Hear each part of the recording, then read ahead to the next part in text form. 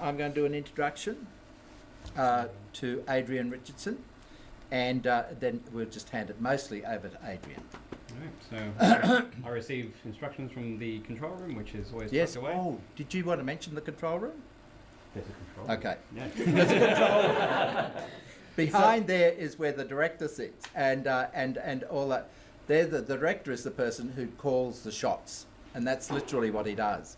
So Andy, as you can see, he's got his earpieces, and he could quite easily be getting direction from the director, and so that's it. So he's got, as he just said, he's got. What have you got? Oh, I've received instructions that we're going to go for record. Yep. So this is the real game, and the record will be happening in 10, 5, 4, 3. Well, here we are, we're back again, and it's time for that fantastic cooking segment that we have on a weekly basis.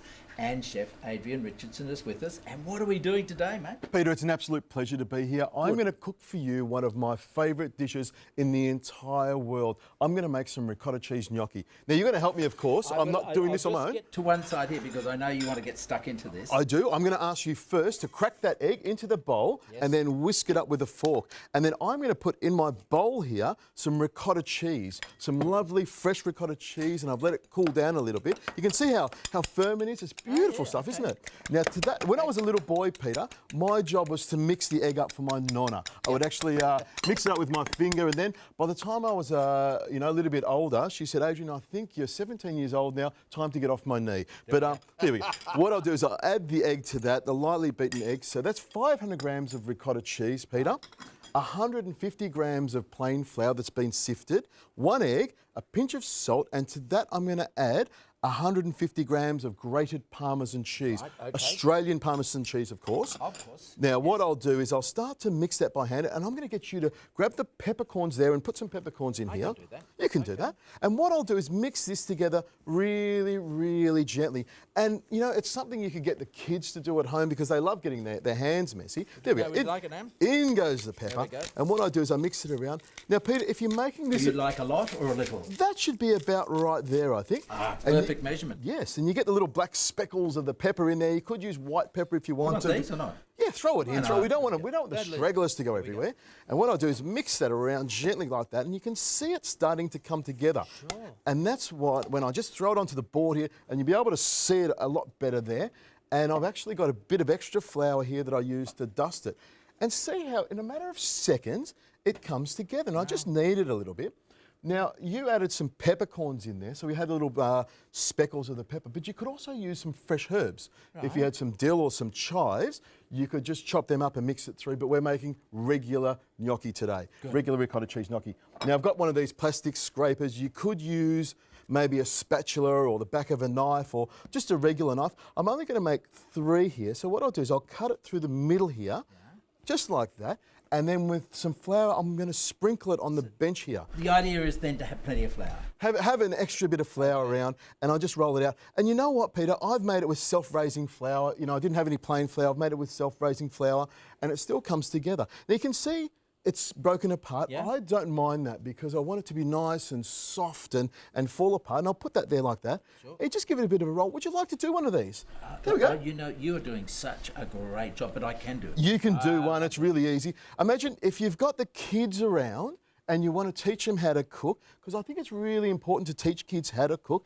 This is a really simple dish. Now, the next bit where we put it into the water, of course, that's where you want to be around. But see how it's sort of crumbles apart a little bit. That's okay because I've just got enough flour to hold it together. Yes. If I add too much flour, Peter, it starts to get really sort of doughy, which is what you don't want. And that's what you do not want. You want it to be like a nice fluffy little dumpling, just very much like me, really. Yeah. There we go. Now, what I'll do now is with the back of the spatula, I'll just cut it into little pieces like this. And I'm hoping this is going to go in the water. Now, if you do this at home, what you could do is drop one of these into the water. Okay. And if it holds together and comes to the top, you know it's right, and then you can go on with the rest of it. But we're living on the edge here, Peter. We're going to do this. We're going to do this, and we're going to see if it works. And if it does fall apart, I can, of course, blame you because you didn't mix the egg properly. I didn't do it properly. There we go. We'll do something like that. So I'll just cut these like this. Now, to make this to put this together, what I'm going to do is I've got a sauce. Now, I've got this little hole in the bench here, and here's a little trick. With a hole in the bench, you rub your hands together, and all the dough comes off your hands and into the hole here. In here, I've got a little old bloke who's actually collecting all the crumbs. He's going to make his own gnocchi. But I'll just wipe my hands there. Fantastic. You can see I've made a little bit of mess here, but it's not a lot. Now, I'm going to pop this into the water. Now, before I do that, I have one garlic clove here. I want you to slice it really thin for me. You're going to trust me. I'm going to trust you with that knife, and I'm going to stand over here just in case you do cut yourself and blood spurts everywhere. I'll be over this side here so I don't get cut. Now, what I'm going to do here is turn on the stove here, Peter. These are one of these newfangled things. You probably remember the coal-fired stoves. I do actually. You're dead right. And what I'll do is I'll turn this down to a nice low heat, and I'm going to throw in a nice little knob of butter just to melt it a little bit. And while that's happening, I'm going to grab this gnocchi and throw it into the pot of water here. Just very, very gently. There we go. One of them fell out there. Into the pot of water there. And you can see the water comes off the boil. There we go. And it'll start to simmer away and it'll start to come back to the boil. That's perfect. Peter, you've done this before, haven't you? I know, but you gave me great lessons. I did. Fantastic. This is another important tip. Because the gnocchi is so delicate and it'll fall apart, I don't want to put the spoon in there and bash it around. Right. It'll fall apart. So what I do, Peter, is with the spoon, I just turn it very gently. So you're going around the outside? Around the outside, I just turn the water. It's sort of like a little whirlpool, and it'll stop it from sticking to the bottom, and it'll start to come to the top. So I've just got to be careful of that. You don't want to sort of bash it around. It's a delicate little dumpling. Sure is, just like you. Exactly, just like me. Now you've got the garlic then. I'm just going to grab the end of that and pop it into the pan here. And what I'll do is I'll just turn it up a little bit. I love these. You've got the little numbers here that tell you how hot it is. It's fantastic. Now, over here I've got some parsley, some mint and some basil. I want you to pick that onto the board there and give it a little bit of a rough chop. And we'll is that equal parts? Do you want, Adrian, this is a rustic rabbit dish. This is something I would make for you at home. We'd go out to the garden, grab whatever's out there and just chop it up on the board. Whatever you want, Peter, but the more herbs, the better, I think. You like that a lot? I do like a lot of herbs. Okay, right, we'll do that. I think herbs do a couple of things. They give it great flavour. They also make it give it a great colour as well. And they're also apparently healthy for you. But I don't really care about that. My job, I'm not a nutritionist. My job is, of course, to make food tasty. And I think the best part of it is lots and lots of herbs. Now, you can see, Peter, I put the stove on. Instead of having the pan on red hot, which a lot of people do, I put the stove on really gently and let it come up. And that way, I stay in full control. I'm a control freak. I like everything to happen the way I like it. Now, of course, I have some extra virgin olive oil, some Australian extra virgin olive, which we both love. We always use Australian. And I'll put a little drizzle of that in there as well. And you can see over here, it's starting to bubble and boil, and you can see the garlic's just starting to, the flavour's coming out of it.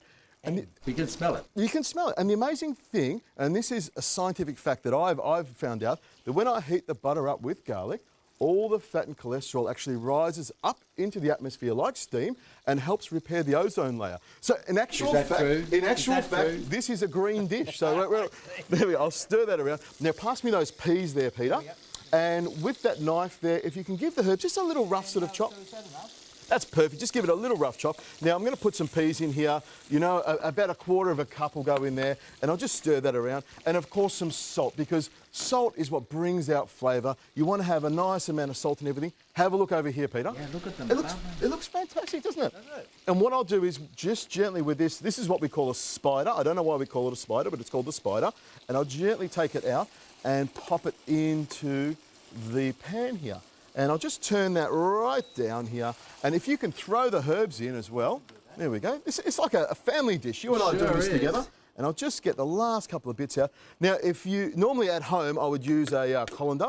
I would tip the water pot out into a colander, but be very gentle. A good way of doing it is with a spider like that. It's all happens here on the pan there. Give that a bit of a toss like that. Now, if you want to practice tossing the pan, what I do a lot, Peter, is I tell people to put half a cup of salt in it. Go outside. It might take 5 minutes or it might take 5 days, depending on who it is. But you'll get the habit, and look at this, a sneaky little plate there, and you'll get the ability of tossing the pan and making it look good. So what I'll do is give that a little bit of a toss like that, and then I'm just going to turn that out there onto the plate.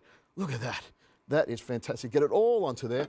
The microplane here and the pecorino cheese on top. Look at that. Oh, fantastic. It smells great, doesn't it? Sure does. That And garlic Peter? comes through so beautifully. It does, Peter. I'm going to give this to you. I want you to taste Thank it. you. Right at this second, you are eating the freshest gnocchi in the entire world, and I bet it tastes good, doesn't it? Did you want a fork? Oh, There he is. Always. This is mine. This is mine. We'll be back after the break.